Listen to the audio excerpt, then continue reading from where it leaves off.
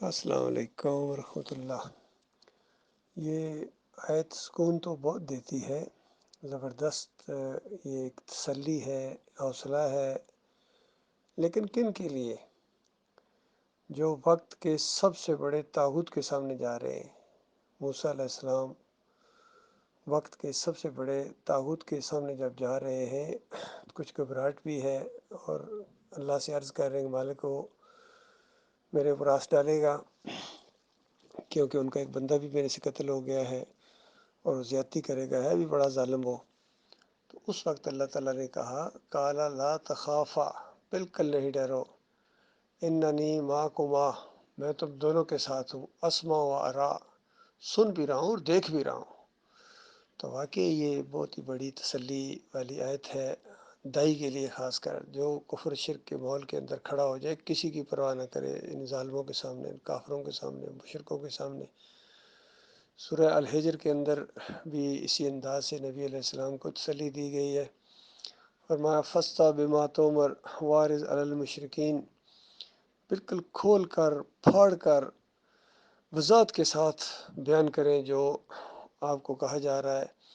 جو نازل ہوا ہے اللہ تعالیٰ کی طرف سے، اور ذرہ برابر، یعنی بالکل بال برابر بھی مشرکوں کی پرواہ نہیں کرنی ہے کہ یہ کیا کہیں گے، یہ ناراض ہو جائیں گے، یہ سختی کریں گے، یہ مخالفت کریں گے، یہ علاقے سے نکال دیں گے، یعنی یہ معاملہ تو آپ نے قریب ہی نہیں آنے دینا نا۔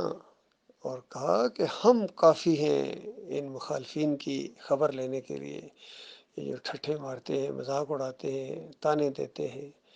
القاب دیتے ہیں، کبھی جھوٹا کہتے ہیں، کبھی بیوقوف کہتے ہیں، کبھی پاگل کہتے ہیں، کچھ ایک جگہ رکتے بھی نہیں، کیونکہ خود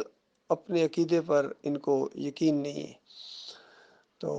اللہ تعالیٰ نے کہا کہ ان سارے کافروں، مشرکوں، مرتدوں، ان سب کی خبر لینے کے لیے بالکل ہم کافی ہیں۔ اور یہاں موسیٰ علیہ السلام کو اور ہارون علیہ السلام کے لیے کہا کہ میں تمہارے ساتھ ہوں، ذرا برابر ڈرنے کی ضرورت نہیں اس طاغوت سے۔ اس نے قوم کو فرقوں میں بانٹا ہوا ہے، ڈیوائڈ اینڈ رول کے تحت لوگوں کو دباتا ہے بالکل، کیونکہ اس کے پاس بڑی فوجیں ہیں، یہ فوجوں کے اوپر تکیہ کیے ہوئے ہے، اور بہت زیادہ اس کے پاس مال و دولت ہے، اور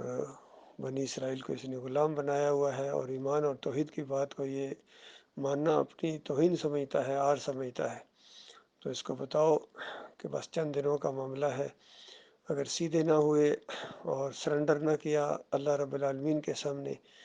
تو اس کے بعد تمہاری وہ درگت بنے گی، تمہیں وہ عذاب دیا جائے گا۔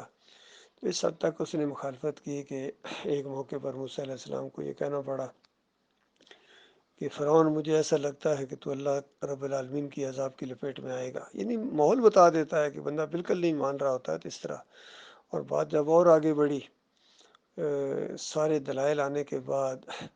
اور ساری نشانیاں دیکھنے کے بعد بھی پھر جب وہ عقل سے کام نہیں لیا اس نے، اور مخالفت کرتا گیا، بنی اسرائیل کے ساتھ بڑی سختی کی کہ جو بھی ایمان لاتا تھا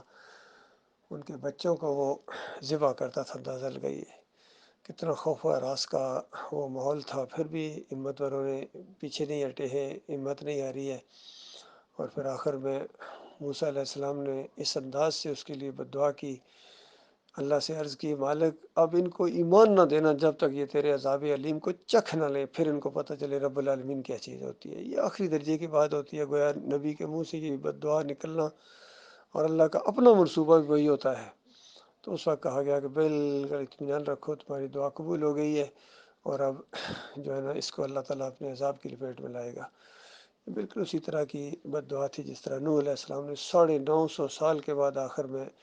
جب کہتے ہیں انی مغلوب فانتصر، میرے مالک بالکل انہوں نے مجھے کمزور کر لیا ہے، انہوں نے مجھے دبا لیا ہے، اور میں بالکل گویا تھک گیا ہوں، اور اس انداز سے کہ میں بالکل ان کے سامنے انہوں نے بالکل میری بات نہیں مانی، ہیوی ہو گئے میرے اوپر گویا۔ تو اس وقت اللہ تعالیٰ نے کہا کہ بالکل آپ کی دعا قبول ہو گئی ہے، اور اب کشتی تیار کرو۔ اور پھر نوح علیہ السلام نے کہا یا اللہ کسی ایک کافر مشرک کو نہ چھوڑنا، ان کے بچوں کو بھی نہ چھوڑنے، بے ایمان ان کے بچے بھی بڑے ہوں گے تو کافر و مشرک ہی ہوں گے۔ یہ تجربہ تھا ان کا ایک زندگی پوری کا، اور واقعی یقین کیجیے ہر جگہ ہمارے علاقے کے اندر بھی جہاں توحید کی دعوت اٹھتی ہے، ان کے بچے بھی بے ایمان جب دور سے گزرتے ہیں ایسے اشارے کرتے ہیں اور آپس میں کوئی باتیں کرتے ہیں اور ہنستے ہیں۔ بلکہ مجھے اچھی طرح یاد ہے ایک دفعہ وہاں ایک ان کی وہ دربار ٹائپ بنی ہے روڈ کے کنارے، تو وہاں کھڑے دعا مانگ رہے تھے بچے، چھوٹے چھوٹے 7-8 سال کے بچے باہر روڈ پر کھڑے، اس کی طرف دیکھ کے ایسے دعا مانگتے، اور میں اور بھائی لحاظ پاس سے گزرے تو بے ایمان آپس میں ایک دوسرے کو کہہ رہے ہیں کہ صرف 2 ہی صحیح رہ گئے ہیں، یہ 2 ہی بندے صحیح ہیں، باقی سارے غلط ہیں۔ یعنی وہی الفاظ انہوں نے دہرائے جو ان کے گھروں میں ان کے والدین کہتے ہیں۔ تو دیکھو یہی معاملہ ہے ان کا، ایسے شرک ایسی چیز ہے، مشرک اگلی نسل کو گویا وصیت کر کے جاتے ہیں، دیکھنا توحید کی بات کو نہیں ماننا ہے، ان کے ساتھ دشمنی کرنی ہے۔ تو یہ معاملہ اللہ کے بندو، اندر والے بھی مارتے ہیں کہتے ہیں، باہر والے بھی، ہر جگہ سے مخالفت ہوتی ہے، جس کو اللہ توفیق نہ دے اور ایمان خالص نہ دے۔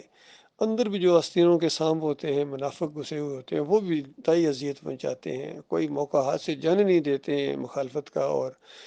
عیب نکالنے کا اور تنگ کرنے کا۔ بہرحال سب کے لیے اللہ تعالیٰ نے ایک بہترین پروگرام تیار کر کے رکھا ہوا ہے جہنم کی آگ کے اندر، مالک ان سے نپٹنے کے لیے کافی ہے۔ اور ان منافقوں کو تو جہنم کی سب سے نچلی تہہ کے اندر رکھا جائے گا۔ ابئی جو عبداللہ بن ابئی تھا، اس کی پوری ٹیم تھی مسلمانوں کے اندر ہمیشہ۔ یہ اس امتحان کا حصہ ہے، یقین کرو میرے بھائیوں، مومنوں کے اندر لازم رہیں گے یہ منافق، ان کے چہروں سے پہچان لیے جائیں گے، مومن ان کو پہچان لیتے ہیں، ان کی حرکتوں سے، ان کے طرز عمل سے پہچان لیتے ہیں۔ تو ان کا بھی بہت ہی برا انجام ہونے والا ہے، کافر و مشرکوں کا بھی، جو زندہ رہتے ہیں وہ بھی جب غلبہ اسلام آتا ہے پھر اس کے بعد ان کی خبر لی جاتی ہے، اور جب وہ قوم 2 حصوں میں تقسیم ہو جائے، کافر مشرک ایک طرف ہو جائے، اللہ کے ماننے والے ایک طرف، ایماندار اکیلے اللہ کو اپنا معبود ماننے والے، کسی فرقے کے ساتھ ان کا کوئی تعلق نہیں ہو، صرف وہ مسلم ہے، ان کا اللہ داتا ہے، دستگیر ہے، مشکل کشا ہے، حاجت روا ہے، بغیر واسطے وسیلے کے پکارتے ہیں،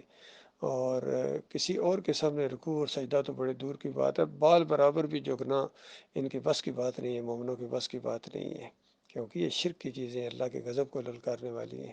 کوئی نظام ہو، چاہے جمہوریت کا ہو یا کوئی اور نظام ہو، اسلام کے مقابلے میں وہ اس کے اوپر تھوکنا بھی گوارا نہیں کرتے ہیں، بلکہ انہی کے خلاف تو جہاد کرنا ہے، ان مولویوں اور پیروں کے خلاف، ان مسلک پرستوں اور فرقہ پرستوں کے خلاف، دیوبندیوں بریلویوں اہل حدیثوں کے خلاف، کیونکہ کوئی بھی عقیدے کی جو ہے نا اصلاح کی آواز نہیں اٹھاتا۔ خود جب مشرک بن گئے تو انہوں نے کیا عقیدے کی اصلاح کی، ان کا اپنا عقیدہ خراب ہے، جماعت اسلامی ہو یا تنظیم اسلامی ہو، طاہر القادری ہو یا طارق جمیل ہو، تقی عثمانی ہو یا علی انجینئر ہو، ڈاکٹر اسرار ہو، مودودی ہو، سب کے عقیدے کے اندر بربادی ہے، حافظ سعید ہو۔ ابھی کل میں نے اس کا جو ہے احسان الہی ظہیر ہے، اس کا ایک شرک واضح کیا ہے لوگوں کے سامنے، کہتا ہے بس میں تو صرف مدینے والے کے سامنے جھکتا ہوں، اللہ کے سامنے جھکتا ہوں اور مدینے والے کے سامنے جھکتا ہوں۔ تو اور بتاؤ اور کافری کیا ہے؟ کسی کے سامنے نہیں جھکنا ہے۔ مدینے والے نے سب کو اللہ کے سامنے جھکایا تھا، خود بھی وہ اللہ کے سامنے جھکا کرتے تھے، سارے انبیاء اللہ کے سامنے جھکا کرتے تھے۔